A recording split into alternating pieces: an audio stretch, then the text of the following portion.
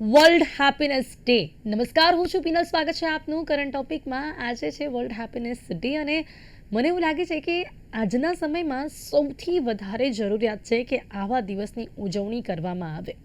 આધુનિક યુગમાં ભૌતિક સુખ સુવિધાઓ તો વધી છે, પણ જે ઘરમાં ભૌતિક સુખ સુવિધાઓ હોય છે, શું એ ઘર ખુશીઓનું સરનામું પણ હોય છે?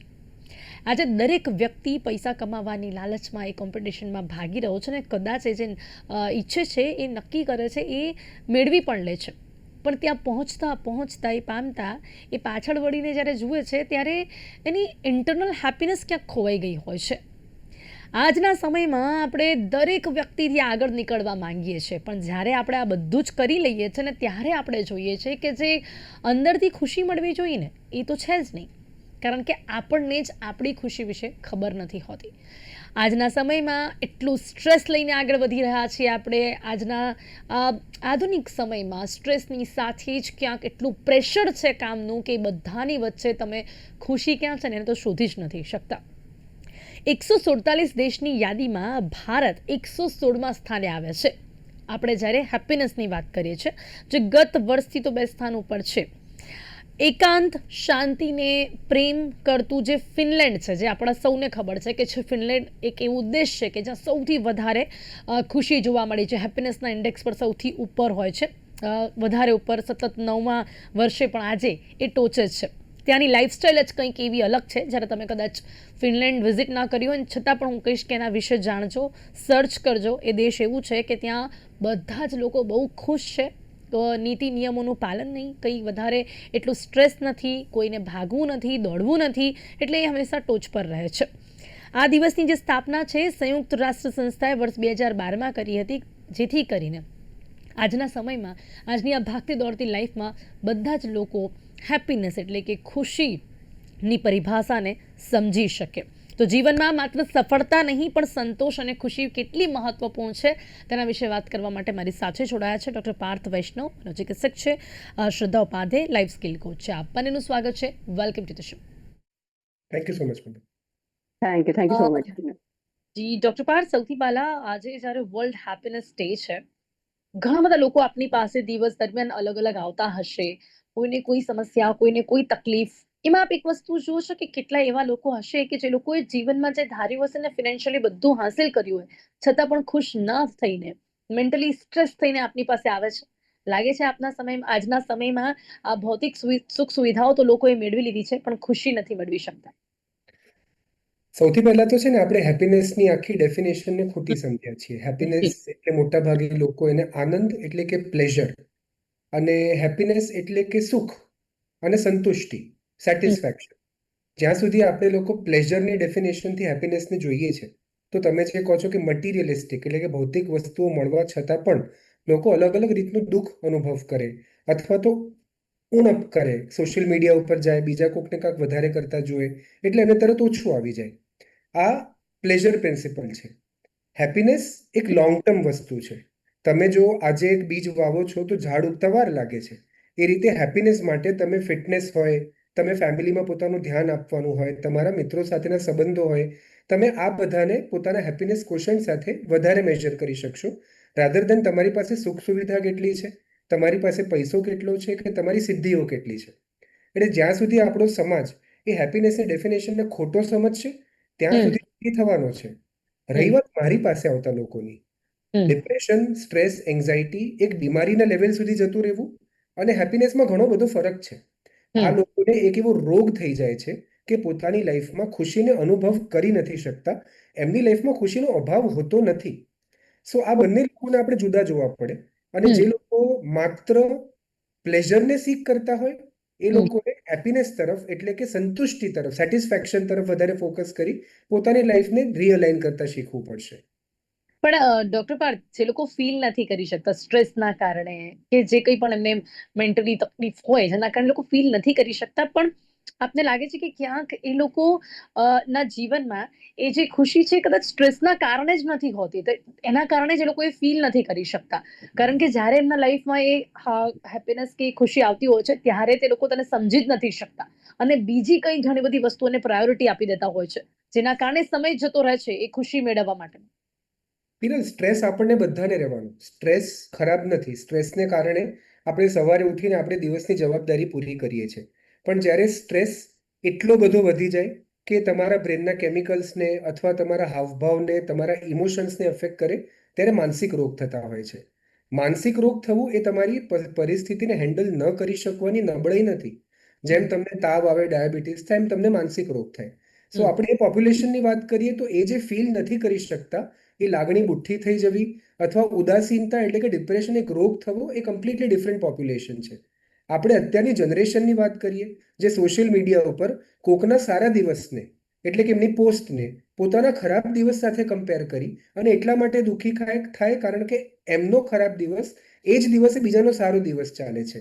આ એક હમ ગેપ છે જેની અંદર વ્યક્તિ પોતાના જીવનમાં અલગ અલગ દિવસને એ દિવસ પ્રમાણે અનુભવ નથી કરી શકતા અને હમ દરેક દિવસ એમને માત્ર ને માત્ર બહુ જ પ્લેઝરેબલ, બહુ જ વધારે આનંદદાયક જોઈએ છે. એટલે હમ એ લોકો જ્યારે પોતાની ખરાબ દિવસને બીજાના સારા દિવસ સાથે કમ્પેર કરીને બેસે છે, ત્યારે લોકો દુઃખિત થાય છે. તમને નથી ખબર કે પોસ્ટની પાસે પાછળના વ્યક્તિએ કે બીજા કોક એ 100-200 લોકો જેને ફોલો કરતા હશે, એમણે કેટલા બલિદાન કે કેટલું દુઃખ વેઠવ્યું હશે, ત્યારે આ પોસ્ટને મૂકીને પોતાની સિદ્ધિ, પોતાનો આનંદ વ્યક્ત કરી શકે છે. સો આ લોકો એ જી લાગણી ન સમજી શકે એવા છે. બીમાર લોકો એ લાગણીથી બુઠ્ઠા થઈ ગયેલા બીમાર લોકો છે. જી બિલકુલ, ખૂબ સાચી વાત આપે કરી ને આ એક ફિલિંગ એવી છે કે જેને સમયસર સમજવી અને એનું મહત્વ સમજવું પણ બહુ જરૂરી છે. શ્રદ્ધાજી, એક લાઈફ સ્કિલ કોચ તરીકે જીવનમાં કોઈના પણ જીવનમાં કોઈ એક એવું વ્યક્તિ હોય કે જેની બધી જ બાબતો સાંભળે એ કેટલું જરૂરી છે? કારણ કે છે ને એક એવો ડેટા સામે આવ્યો છે કે ઘણા એવા લોકો છે કે જે ભીડમાં પણ જેમને જીવનમાં એકલતા છે. 58% લોકો પાસે મનની વાત કરવા માટે કોઈ છે જ નહીં. આ કેટલું અને સૌથી મોટું કારણ છે કે જેના લીધે લોકોના જીવનમાં ખુશી નથી. બિલકુલ. Thank you so much Pinal, first of all for introduction આપવા માટે, અને thank you so much doctor Parth, જે તમે આખી નોલેજ આપી, લિટરલી એકદમ કનેક્ટ કરે છે ને એમ આનંદ આવે છે તમારી એક્સપર્ટીઝ. જે તમે પીનલ ક્વેશ્ચન કરો છો કે એક માણસ પાસે જે શેર કરવા માટે અ પર્સનલ પર્સન હોવું જોઈએ, એ કમ્પલસરી છે, એ મસ્ટ છે. એ શા માટે છે? એમ નથી કે એક પર્સન હોવું જોઈએ. રિયાલિટી આ છે, પર્સન એવો હોવો જોઈએ જે કે જજ ના કરે, ન્યુટ્રલ થઈને સાંભળે, જે બાયસ્ડ ના હોય. જેમ કે જે હું કઈ શેર કરું છું, જો પીનલ જોડે યા ડોક્ટર પાર્થ જોડે, હમ તો મને વિચારવું નહીં જોઈએ, મને બોલવાથી પહેલા વિચાર નહીં આવવું જોઈએ. ઠીક છે? તો એક પર્સન હોવું એ તો કમ્પલસરી છે. એ પર્સનમાં હવે પ્રોબ્લેમ આજની ડેટમાં આ જ આવે છે કે લોકોને લાગે છે કે હું કોઈક શેર કરીશ તો ફ્રન્ટ પર્સન મને જજ કરશે. પણ આ તમે એક બે વખત જ્યારે શેર કરશો તો તમને આમ ખબર પડશે કે નહીં, એવરીબડી નીડ્સ અ people, everybody needs years.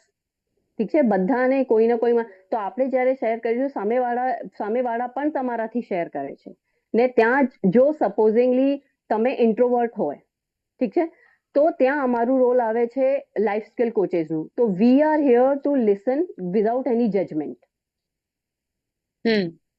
Must છે કે હું તો આમ કહું છું, જે લકી પીપલ છે, આ કરેક્ટ કહું છું, આ કલયુગના જમાના અત્યારે આ જે લાઈફસ્ટાઈલ ચાલે છે અત્યારના આ ટાઈમમાં, તો ત્યાં રેયરલી બહુ રેર પીપલ છે જે અવેલેબલ છે. પણ તમને જ્યારે જોશો ને, એ પણ એ મુમેન્ટ ઉપર આવી જાય છે જ્યારે એમને પણ જોઈતું હોય છે કે કોઈ મને પણ સાંભળે. અને there are lot many people છે જે who wants to share anything, who wants to share everything even. That's it. જ્યારે આપણે કઈ શેર નથી કરી શકતા ને ડોક્ટર પાર્થ, એ કેટલું મોટું કારણ હોય છે સ્ટ્રેસનું. એક વ્યક્તિ પાસે એક વ્યક્તિ હોય કે જે બધું જ સાંભળી લે. મેં તો એવા ઘણા કિસ્સાઓ પણ સાંભળ્યા છે કે જે જીવનમાં સુસાઇડ સુધીનું વિચારી લે ને, પણ અંતે એકદમ એન્ડ મોમેન્ટ ઉપર કોઈ વ્યક્તિ એને સાંભળી લીધું હોય ને, તો એ વ્યક્તિના જીવનમાં એ સમય જતો રહે છે અને એ રોકાઈ જાય છે. ડોક્ટર પાર્થ. આ એક બહુ ખોટો કન્સેપ્ટ છે કે આપણે શેર નથી કરી શકતા. હમ મારે સૌથી પહેલા એ લોકોને સમજ આપવી છે કે ઘણી બધી વાર શેર કરવા જેવા લોકો મળવા પણ જરૂરી છે. કે કોઈ બાળક પોતાના પેરેન્ટ સાથે પોતાનો પ્રોબ્લેમ શેર કરે, કોઈક રિલેશનશિપમાં હસબન્ડ વાઈફ, ગર્લફ્રેન્ડ બોયફ્રેન્ડ, ભાઈ બહેન હોય અથવા ફ્રેન્ડ્સ હોય, અંદર અંદર એકબીજાના પ્રોબ્લેમ્સ શેર કરે, તો એ બહુ જ મોટો એક પેરામીટર છે કે જે વ્યક્તિ સાંભળનાર છે તમારો પ્રોબ્લેમ એ શું કરે છે આ ઇન્ફોર્મેશન સાથે. મોટા ભાગે તમારી પ્રોબ્લેમ સાંભળનાર કે જેની જોડે તમે કંઈક શેર કર્યું હોય છે એ તરત તમારા પ્રોબ્લેમને સોલ્વ કરવા માટે, તમને સલાહ આપવા માટે, તમારી જિંદગી ચેન્જ કરવા માટે, કઈ રીતે તમે અસક્ષમ છો, કઈ રીતે દુનિયા બધું કરી રહી છે, ચલાવી રહી છે, આ બધું કહેવા માટે તૂલી પડે છે.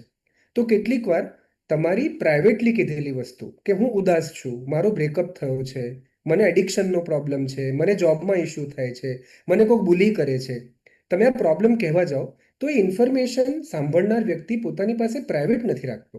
એ ઇન્ફોર્મેશન એ જઈને બીજા ફ્રેન્ડ્સને કહી દે છે. મમ્મીને કીધું હોય તો મમ્મી પપ્પાને કહી દે છે, હસબન્ડને હમ, કીધું હોય તો એ પોતાના હમ, મધરને કહી દે છે. ઘણી બધી વાર શેર કરનાર વ્યક્તિને પ્રાઇવેસી જ નથી મળતી, હમ, સામે જોઈએ એવો પ્રતિસાદ જ નથી મળતો, અને સાંભળનાર વ્યક્તિની મેચ્યોરિટી, એ ઇમોશનલ કેપેસિટી અથવા તો એની પોતાની કોપિંગ મિકેનિઝમ એવી નથી હોતી કે સામેના વ્યક્તિને શાંત પાડી શકે. આજે શેર કરવા માટે તો એવી હાલત છે કે તમે કોઈકને પૂછો કેમ છો તો એ કહેશે મજામાં.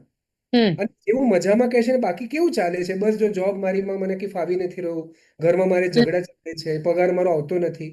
તો પછી તો મજામાં કેમ કીધું કે સાહેબ એ તો ક્વેશ્ચનનો આન્સર તો મજામાં જ હોય ને. એટલે હમ, તમે જો એક ક્વેશ્ચનથી વધારે માણસને વધારે પૂછવા જશો અને તમે સાંભળવા તૈયાર છો તો લોકો શેર કરવા ચોક્કસ તૈયાર છે. આજે હમ. લોકો પોતાના ઇન્સ્ટાગ્રામની ફીડ હોય, કોકના કમેન્ટ સેક્શનમાં હોય, એ પોતાના વિચાર અનફિલ્ટર્ડ શેર કરી દે છે. એટલે લોકો બોલવા માટે તો તૈયાર છે, પણ શું જમાનો સાંભળવા માટે તૈયાર છે? અને જમાનો સાંભળવા માટે તૈયાર નથી, જેના કારણે આજે પ્રોબ્લેમમાં આવીને લોકો વેક્યુમમાં જતા રહે છે અને એકદમ ગંભીર અવસ્થામાં જતા રહે છે કે આના કરતાં જીવવું નથી એ સારું. તો એ લોકોની નબળાઈ નથી, સમાજ તરીકે આપણો ફેલ્યોર છે કે આપણે એમને સ્પેસ નથી આપી, આપણે એમને ઓપનનેસ નથી આપી કે શેર કરે તો આપણે એબ્ઝોર્બ કરી શકીએ છીએ. બિલકુલ બિલકુલ. પણ ડોક્ટર પાર્થ, હવે અહીંયા એવા લોકો આજે ભારત દેશમાં, ખાસ આપણે આપણા દેશની વાત કરીએ, 116મા સ્થાને છીએ આપણે. હવે ફિનલેન્ડની સાથે આપણે કમ્પેરિઝન કરીએ તો હેપીનેસના ઇન્ડેક્સ પર હંમેશાથી એ ટોચ પર રહ્યું છે. ભારત દેશની વાત કરીએ તો ક્યાંક આપને લાગે છે કે અહીંયાનું જે કાયદાને પણ આપણે લઈ લઈએ, ચલો, ગવર્મેન્ટ કોઈ પણ હોય, રીતિ રિવાજ, નીતિ, નિયમો, બધું જ આપણે છે ને સંસ્કૃતિને લઈને આગળ વધીએ છીએ. પણ શું આ સંસ્કૃતિના નામે અને સમાજના નામે ક્યાંક આપણે લોકો ઉપર પ્રેશર વધારી રહ્યા છે, એટલે આપણો દેશ આટલું પાછળ આપને લાગે છે, ડોક્ટર પાર્થ? પિનલ, સાયકોલોજીકલી આપણે એમ માનીએ છીએ કે ઇન્ડિયા કન્ટ્રી નથી, એક સિવિલાઇઝેશન છે. સિવિલાઇઝેશન એટલે વર્ષોથી ચાલતી આવતી એક પ્રથા છે આપણો દેશ. હમ, અને આપણે ભૂલી ના શકીએ કે 200 વર્ષ આપણે અંગ્રેજોના રાજમાં અને એની પહેલા પણ 200 થી 300 વર્ષ આપણે મોગલના રાજમાં કાઢેલા છે. ભારત એક જમાનામાં સૌથી સુખી, સૌથી સમૃદ્ધ અને સૌથી શાંત દેશ ગણાતો હતો. સાયકોલોજીકલી, માનસિક રીતે આપણને તોડી નાખવામાં આવેલા છે, આપણને ગુલામ મેન્ટાલિટીમાં અને વિક્ટિમ મેન્ટાલિટીમાં લઈ જવામાં આવેલા છીએ કે આપણે ગુડ ઇનફ નથી, આપણી લોકોને પહોંચી વળવાની તાકાત નથી. અને સાયકોલોજી એક એવી વસ્તુ છે કે જનરેશન્સથી જનરેશન્સ પાસ ઓન થાય છે. એટલે આપણે જે રામ રાજ્ય જેને કહેતા હતા કે કૃષ્ણ ભગવાનની મથુરા જેને કહેતા હતા, ત્યાંથી આપણે ત્યાં આવી ગયા છે કે આપણે આજે 150 કરોડ લોકો છીએ. આપણું ક્ષેત્રફળ અમેરિકા કરતાં 1/3 છે અને પોપ્યુલેશન એમના કરતાં 4 ટાઈમ્સ વધારે છે. આપણે ત્યાં ઓપોર્ચ્યુનિટીઝ ઓછી છે અને આપણે ત્યાં લોકો વધારે છે. સો એવું ઇઝીલી કહી દેવું કે ફિનલેન્ડ, જે અમદાવાદ કરતાં પણ ઓછી પોપ્યુલેશનનો દેશ છે, અને ઇન્ડિયા, જે વર્લ્ડના સૌથી પોપ્યુલેટેડ કન્ટ્રીમાંથી એક છે, એ બંનેનું કમ્પેરિઝન ક્યારેય ના થઈ શકે. આપણે એક બહુ જ મોટા, જેને કહી શકાય, ટ્રાન્ઝિશન ફેઝમાં છીએ કે જ્યાં youngest population of the world આપણું છે. અને આપણા યંગેસ્ટ પોપ્યુલેશન ઓફ ધ વર્લ્ડને આજે સોશિયલ મીડિયા અને અલગ અલગ વ્યક્તિઓ, અલગ અલગ પરિસ્થિતિઓ ઇન્ફ્લુએન્સ કરવાની કોશિશ કરે છે.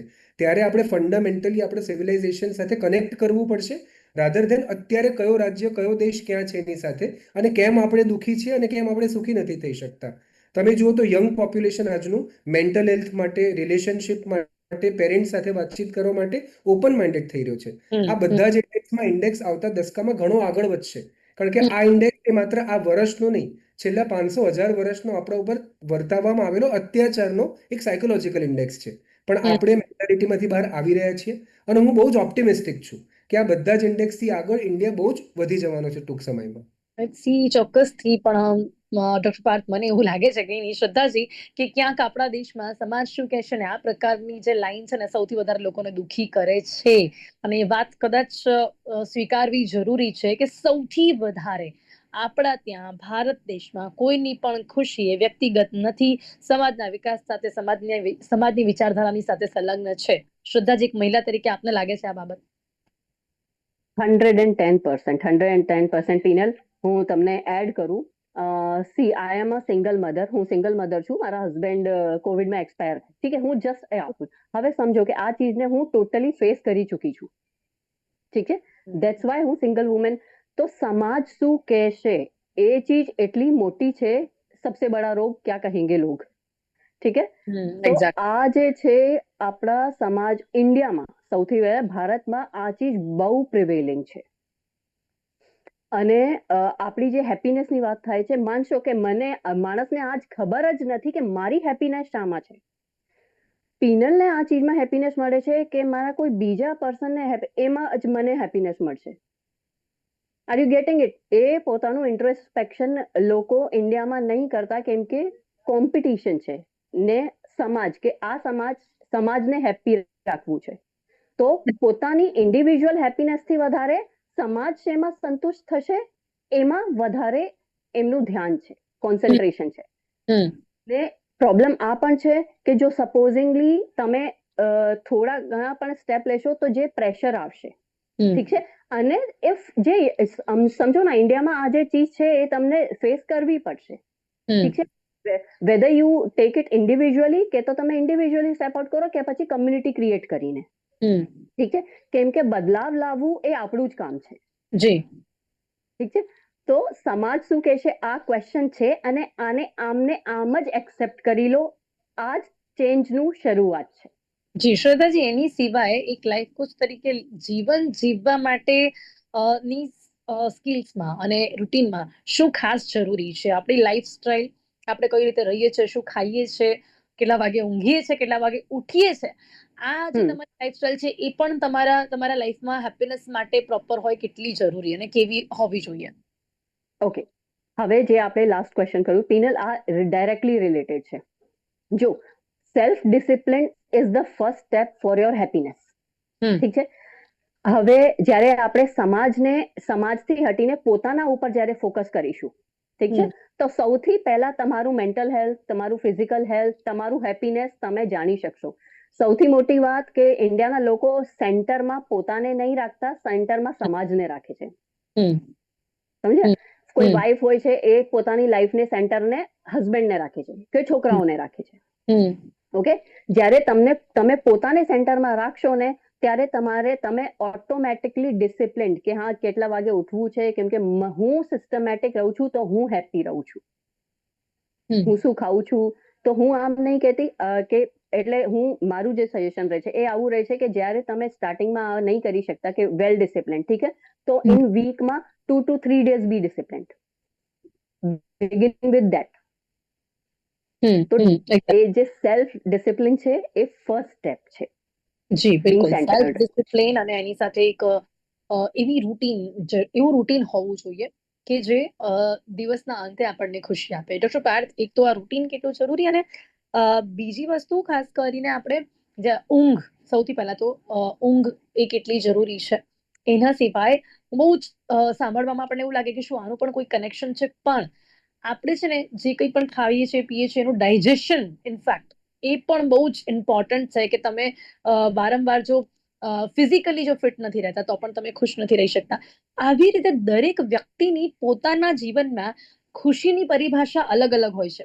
તો એ કઈ રીતે આપણે આઈડેન્ટિફાઈ કરી શકીએ કે મને સારી રીતે ઊંઘ મળે તો હું ખુશ રહું છું, મને ડાયજેશન સારું થાય તો પણ હું ખુશ રહું છું, મને કંઈક સ્પોર્ટ્સ ગમે છે અને એ કરવું છે તો હું ખુશ રહું છું, પછી ભલે કેટલું પણ સ્ટ્રેસ હોય, એને આઈડેન્ટિફાઈ કરવું અને પછી એને પ્રાયોરિટી આપવી એ કેટલી જરૂરી? આમાં શું છે કે એના માટે પહેલા સમજવું પડે કે હેપીનેસ કોઈ અચીવમેન્ટ એટલે કે ઉપલબ્ધિ નથી અને કોઈ ડેસ્ટિનેશન નથી, પણ હેપીનેસ એક અનુભૂતિ એટલે કે એક્સપિરિયન્સ અથવા એક જર્ની છે. એટલે જેમ જેમ તમે જિંદગીમાં આગળ વધતા જાઓ, તમારો અનુભવ વધતા જાય, એના પ્રત્યેની તમારી ઇમોશનલ અને પર્સનલ મેચ્યોરિટી વધતી જાય, એમ તમારી ખુશી કે હેપીનેસ માટેની પરિભાષા ધીરે ધીરે ચેન્જ થતી જશે. દરેક એજ અપ્રોપ્રિએટ, એટલે બાળક જ્યારે નાનું હોય ત્યાંથી કોઈક વ્યક્તિ વયસ્ક કે ઘરડું થાય, એને હેપીનેસ અલગ અલગ વસ્તુમાં એક્સપિરિયન્સ થશે અને અલગ અલગ લેવલે થશે. અને બહુ જ ઇમ્પોર્ટન્ટ છે કે જે આપણે સેલ્ફ ડિસિપ્લિનની વાત કરીએ છીએ, કોકને ઇન્ટરેસ્ટ હોય તો જેમ્સ ક્લિયરની એટોમિક હેબિટ્સ જે છે બુક વાંચી શકે છે, જેમાં self control, self discipline, task management ઉપર બહુ જ સરસ સમજાવેલું છે. પણ ઉપર બહુ સેલ્ફ ડિસિપ્લિન સૌથી ઇમ્પોર્ટન્ટ વસ્તુ છે. આની પહેલાના ક્વેશ્ચનમાં તમે ચર્ચા કરતા હતા કે સેલ્ફ એસ્ટીમ એટલે તમે પોતાના માટે કેટલું માન રાખો છો, તમે પોતાને કેવું ગણકારો છો. કારણ કે જ્યારે તમે કમ્પેરિઝન્સની વાત કરો, જ્યારે તમે બીજા સાથેના ઇન્ટરેક્શનની વાત કરો, ત્યારે તમે પોતાના માટે જે છબી તમારા મગજમાં રાખેલી હશે, દુનિયા તમને જ નજરથી જોવાનું છે. અને જ્યારે લોકો મારે માટે શું કહેશે આપણે વિચારીએ, એ ખરેખર આપણો ભય છે કે આપણે આપણી નબળાઈ અને આપણે આપણી પ્રોબ્લેમ્સ જાણીએ છીએ પણ આપણે સોલ્વ નથી કરી રહ્યા. અને આપણો ભય એમ છે કે આપણી એ પ્રોબ્લેમ્સને, એ નબળાઈ લોકોને ઇવેન્ચ્યુઅલી દેખાવાની જ છે, જેના ઉપર લોકો નેગેટિવ કમેન્ટ કરવાના જ છે. Over a period of time બાળકોને નાનપણથી હેપીનેસ પ્રિન્સિપલ ઉપર નાના નાના ટાસ્ક કરીને, એટલે એને રિવોર્ડ કરીને નહીં, ટાસ્ક કરવો જ હેપીનેસ છે. જો એને ટાસ્ક કર્યું તો એને ચોકલેટ મળશે, ને રમવા જવા દેવામાં આવશે, સ્ક્રીન દેખાડાશે, એ નહીં. બાળક જ્યારે મોટું થાય ત્યારે એક્ઝામ સારી આપશે અને રોજ ભણશે, એને હેપીનેસ ગણાય. પણ જો એક્ઝામ સારી આપી તો પપ્પા ફરવા લઈ જશે અથવા તો આઈફોન મળશે, એ નહીં. જ્યારે લગ્ન થાય ત્યારે આપણા બંને વચ્ચે શાંતિ, સમજણ, કમ્યુનિકેશન અને એક ઓપનનેસ રહી, એને હેપીનેસ ગણાય. અને નહીં કે કઈ રીતે આપણે ઝઘડો નથી થતો અને આપણે ફરવા જઈએ તો આપણા પિક્ચર્સ કેટલા સારા આવે છે. સો પહેલા તો આપણે દરેક એજ અપ્રોપ્રિએટ, એમ જ આગળ વધો એમ તમે ઓફિસમાં, તમારા બિઝનેસમાં તમારી જો હુકુમી કે તમારા નાર્સિસિઝમથી નહીં, પણ તમે કેવા સારા લીડર છો એનાથી તમારી હેપીનેસ આવશે. સો એવરી એજ ગ્રુપ માટે, એવરી ઇન્ડિવિજ્યુઅલ માટે, એવરી પ્રોફેશનલ માટે હેપીનેસ એક અલગ વસ્તુ છે. અને એને અનુભવ કરવી, એને મેનેજ કરવી, એ દરેકનો પોતાનો અધિકાર પણ છે અને દરેકની પોતાની સમજણ પણ છે. એ જી લેવલ પર આપણે બધા પહોંચશું તો આપણે એને સારી રીતે મેનેજ ચોક્કસ કરી શકશું. જી બિલકુલ સાચી વાત છે ને, પરંતુ આજના સમયમાં ઘણા લોકોને બસ એવું જ લાગે છે કે પૈસા કમાવી લઈશું ને તો બધી જ ખુશીઓ આવી જશે. પણ પૈસા કમાવ્યા પછી એમને ખબર પડે છે કે પૈસાથી પણ ખુશીને ખરીદી નથી શકાતી. તો સમય અહીંયા સમાપ્ત થાય છે. ડોક્ટર પાર્થ અને શ્રદ્ધાજી, આપ બંને મારી સાથે આ ચર્ચામાં જોડાયા અને કદાચ મને લાગે છે કે આ ચર્ચા કરીને આપણે થોડુંક લોકોને સમજાવી શક્યા હોઈશું કે એમની માટે ખુશીનું મહત્વ કેવું હોવું જોઈએ. થેન્ક યુ સો મચ મારી સાથે જોડાવા બદલ. Thank you so much. Thank you so much. તો આજે છે વર્લ્ડ હેપીનેસ ડે. તો વર્લ્ડ હેપીનેસ ડેના દિવસે આ ચર્ચા સાંભળીને કદાચ આપ સૌ પણ પોતાના જીવનમાં આપની માટેની જે પણ હેપીનેસ છે તેને પ્રાયોરિટી આપજો. આપની જે ખુશી છે એ કોઈના પણ ખુશી કરતાં વધારે ના હોવી જોઈએ, કારણ કે તમે ખુશ રહેશો ને તો તમારો પરિવાર ખુશ રહેશે, તો જ તમારા આસપાસના લોકો ખુશ રહેશે. તો કરંટ ટોપિકમાં અત્યારે બસ આટલું જ. ફરીથી મળીશું એક નવા વિષયની સાથે. ત્યાં સુધી રજા આપશો. નમસ્કાર.